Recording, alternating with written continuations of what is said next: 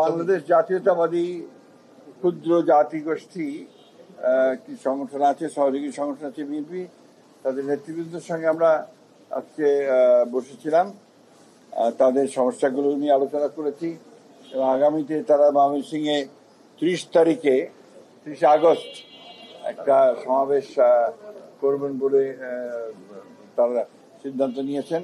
সেই সমাবেশকে কি করে সফল করা যায় সেই বিষয়ে তারা এখানে আলোচনা করেছেন এবং তাদের জাতি গোষ্ঠীর যে বিভিন্ন সমস্যাগুলো আছে সেই সমস্যাগুলো নিয়ে তারা কথা বলেছেন। এবং বাংলাদেশে যেহেতু সাধারণভাবে গত 15 বছরে এই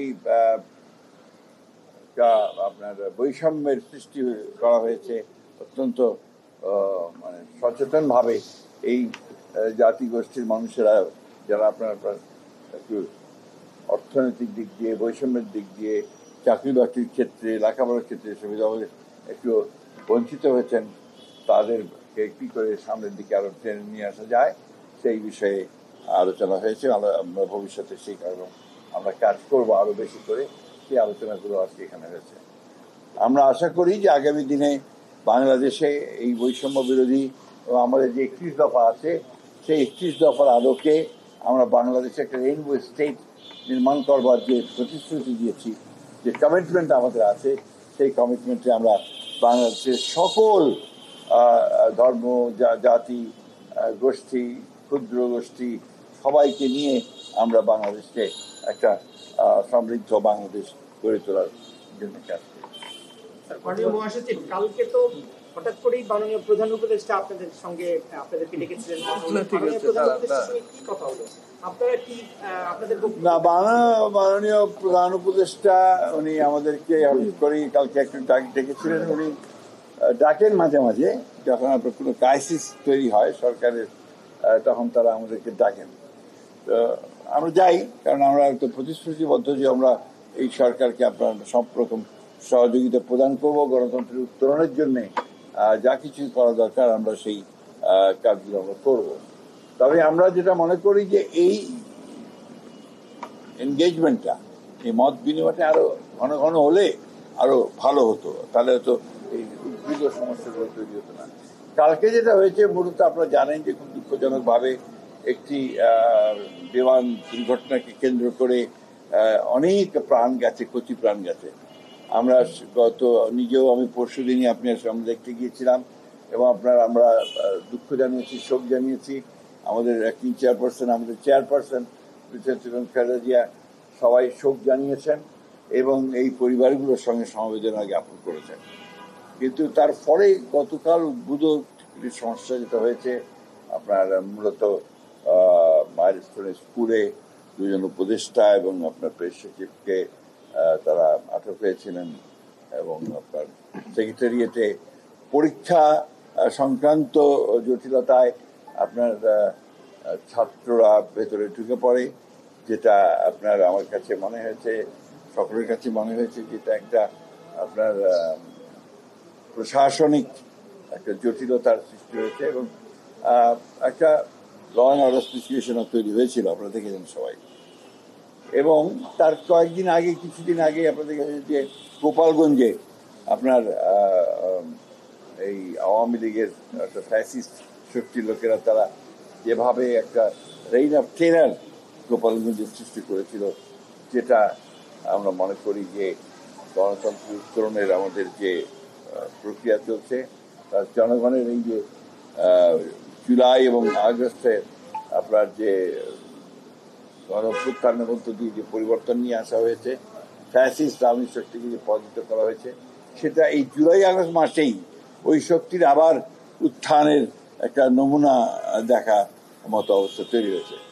এটার জন্যই উনি সম্ভবত যেটা উনি বলেছেন যে সমস্ত রাজনৈতিক দলগুলোর যারা ফ্যাসিস্টের বিরুদ্ধে সংগ্রাম করেছে, লড়াই করেছে, তাদের সঙ্গে তিনি মত বিনিময় করার জন্য এই সভাটা তিনি ডেকেছিলেন এবং আমরা সেখানে আলোচনা করেছি। আমরা আবার আমাদের পূর্বের যে commitment to cooperate with the এই আপনার সরকারের সঙ্গে আপনার গভর্নমেন্ট যে আন্তর্জাতিক সরকারের সঙ্গে আপনার তাদের সঙ্গে সহযোগিতা করা, সর্বাত্মক সহযোগিতা করবার জন্য আমরা আলোচনা করেছি এবং একই সঙ্গে নির্বাচন প্রক্রিয়াকে দ্রুত করা, ত্বরান্বিত করা এবং ওনার যে প্রতিশ্রুত যে ফেব্রুয়ারির মাঝামাঝি সময়ে নির্বাচন দেওয়া হবে, সেটা আমরা মনে করি যে ওনারা যে অতি দ্রুত সেই ব্যবস্থা গ্রহণ করা উচিত। তো এই ব্যাপারে ঘোষণা দিয়ে আপনার কোনো যেন আর অ্যাম্বিগুইটি না থাকে, অস্পষ্টতা না থাকে, সেই ব্যবস্থাটা নেওয়া উচিত। সেটা আমাদের দল থেকে আমরা সেটা করে এসেছি। তিনি বলেছেন যে তিনি সেই ব্যবস্থাটা নেবেন। মানে মহাসচিব, অন্তর্বর্তী সরকার এখন যে দেশ চালাচ্ছে সঠিকভাবে দেশ চলছে কিনা? অন্তর্বর্তীকালীন সরকার তো অন্তর্বর্তীকালীন সরকারই, এটা তো আপনার কোনো একটা পলিটিক্যাল গভর্নমেন্ট না। স্বাভাবিকভাবেই তাদের কিছু ল্যাপসেস থাকবে, এই ল্যাপসেসগুলো থাকে। ঘটনা ঘটে বাংলাদেশে যখন আপনার নর্মাল গভর্নমেন্ট থাকে 15 বছর, তো আপনার একটা ইলেক্টেড গভর্নমেন্ট থেকে ফ্যাসিস্ট হয়েছে, তাই না? তখন ল্যাপসেস তো হাজার হাজার করে বেশি ছিল, হাজার হাজার কোটি টাকা বাইরে পাচার করে দিয়েছে, সরকার তো কিছু করে নাই। তখন আপনার রাস্তাঘাটে অ্যাক্সিডেন্ট হয়েছে, এয়ারপ্লেন অ্যাক্সিডেন্ট হয়েছে, তখন তো আপনার কেউ কিছু করে না। সুতরাং অন্তর্বর্তীকালীন সরকারের দুর্বলতাটাকে বড় করে না দেখে তাদের যে আপনার সদিচ্ছা, তাদের প্রক্রিয়া, সেটাকে বড় করে দেখা উচিত। আর সবচেয়ে বড় হচ্ছে যে রাজনৈতিক দল হিসাবে আমরা সবসময় যেটা চাইব যে অতি দ্রুত নির্বাচন করে নির্বাচনের মধ্য দিয়ে একটা রাজনৈতিক সরকার প্রতিষ্ঠা করা। রাজনৈতিক সরকার না থাকলে এই সমস্যাগুলো আরো বৃদ্ধি পায়, সেই জন্য আমরা সেটাই বলি। যে কোনো এক এক করে একটা প্রশ্ন করি স্যার, সেটা হচ্ছে যে মানে গতবার তো নির্বাচনের কথা আপনারা বলেছেন, কিন্তু সেইখানে সরকারের আন্তরিকতার কোনো ঘাটতি আমরা ঘাটতি দেখছি না এখন পর্যন্ত। মহাসচিব, যে কোনো ঘটনাতে আমরা দেখি মহিলাদেরকে একটু দেই।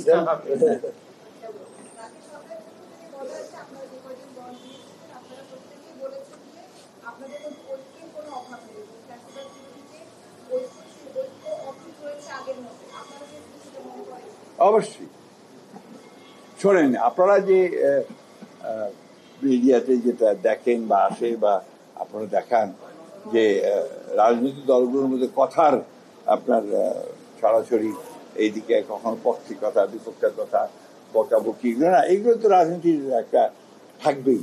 রাজনীতি মানেই হচ্ছে প্রতিপক্ষকে ঘায়েল করার চেষ্টা করা, কথা দিয়ে ঘায়েল করার চেষ্টা করা এবং নিজের থেকে এস্টাবলিশ করার চেষ্টা করা। সেটা নিয়ে আমরা খুব বেশি চিন্তিত না, কারণ রাজনীতির নিয়মটাই তাই। আপনার ওটার যে ধারা, সে ধারাটাই তাই।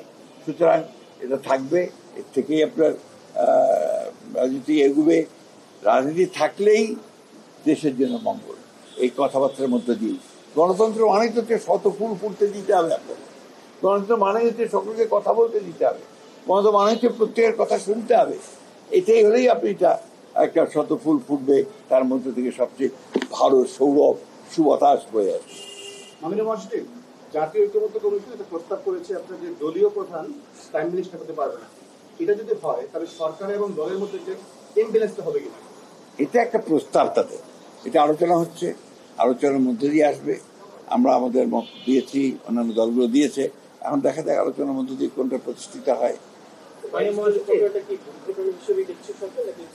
আমরা দেখছি দুর্ঘটনা, তাও দুর্ঘটনা দেখি, এটা দুর্ঘটনা ছাড়া আর কিছু হতে পারে না। কারণ আমি যত শুনেছি, আমি বিশারদ নই, বিশেষজ্ঞ নই, আমি শুনেছি যে এটা একদম আপনার একটা এই এয়ারক্রাফটটা এটা ওদের ট্রেনিং এর জন্য এয়ারক্রাফট। আমি শুধু জানি না, আমি বলতে পারবো না। অনেকে বলছে নাকি আগেও যে একটা দুর্ঘটনা ঘটেছে, ঘটতে পারে, I don't know. But the pilot, young pilot, এটা তার সোলো ফ্লাইট ছিল, অর্থাৎ তার ট্রেনিং এর শেষ পর্যায়ে তাকে একা ফ্লাইটটা নিতে হবে। এখানে সামথিং ওয়াজ রং, রং যেতেই পারে, এটা হতেই পারে। But he tried his best, সেই বিমানটাকে আপনার সেফ জায়গায় নিয়ে যাওয়ার জন্য চেষ্টা করেছে যাতে স্কুলের উপরে না পড়ে, কিন্তু সেটা সে পারেনি। And he was killed himself. এই দুর্ঘটনার পরে সরকারের পদক্ষেপগুলো কি আপনি মনে করেন যে সঠিক ছিল বা আছে না না, কিছু কিছু জায়গায় হয়তো তাদের অভিজ্ঞতার কারণে কিছু আপনার ল্যাপসেস ছিল, এটা আমি মনে করি সম্পূর্ণ অভিজ্ঞতার ব্যাপার। এই সরকারের সবচেয়ে বড় সমস্যাটা কোথায় জানেন? যে তাদের অভিজ্ঞতা অনভিজ্ঞ লোকেরাই বেশি আছে, অভিজ্ঞতার অভাব আছে। আর কিছু কিছু মানুষের মধ্যে একটা সমস্যা আছে যে তাদের ইগো কাজ করে। তারা রাজনৈতিক দলগুলোর যে একটা অভিজ্ঞতা আছে, বিশেষ করে সরকারি ছিল অতীতে, যেমন আমরা, আমাদের সঙ্গে পরামর্শ করা, কথা বলা, মাঝে মাঝে মতামত নেওয়ার চেষ্টা করা, এই বিষয়টায় তারা একটু পিছিয়ে। এটা আমি মনে করি যে এটা হয়তো তাদের অভিজ্ঞতার অভাবের কারণেই।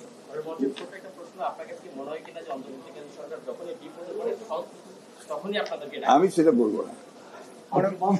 এই যে সারা দেশে যে বিশৃঙ্খলা হচ্ছে, অনেকে হচ্ছে যে পরিকল্পিত হতে পারে কিংবা নির্বাচনকে বাধাগ্রস্ত করার জন্য, বানচাল করার জন্য হতে পারে, আপনারা সেটা মনে করেন? না, বিষয়টা হচ্ছে যে এটা আপনার কিছু কিছু বিশৃঙ্খলা হচ্ছে, ডাউট অ্যাবাউট ইট। এবং এটাও হতে পারে যে আপনার এটাকে ডেফিনেটলি আপনার সে ঘটনা, আপনার গোপালগঞ্জের ঘটনা, এটা ডেফিনেটলি আপনার নির্বাচনকে বানচাল করার একটা চক্রান্তের মধ্যে অবশ্যই আছে। আর আপনার এই যে সেক্রেটারিয়েটে ঢুকে পড়া, সেখানে আপনার কয়েকজন আপনার ফ্যাসিস্টদের লোকজনকেও আপনার আটক করা দেখা, বোঝা যাচ্ছে যে তাদের কিছু কিছু সমস্যা তৈরি করার চেষ্টা এখানে আছে। তো এটা কখনোই পারবে না। বাংলাদেশের মানুষ অত্যন্ত সজাগ এবং সচেতন আছে, তারা সমস্ত প্রচেষ্টাকে, সমস্ত চক্রান্তকে তারা নস্যাৎ করে দেবে। ফেব্রুয়ারিতে যে নির্বাচনের টার্গেট, সেই টার্গেট মতো কি সরকার এগোচ্ছে কিনা? আমি তো দেখছি বুঝছি।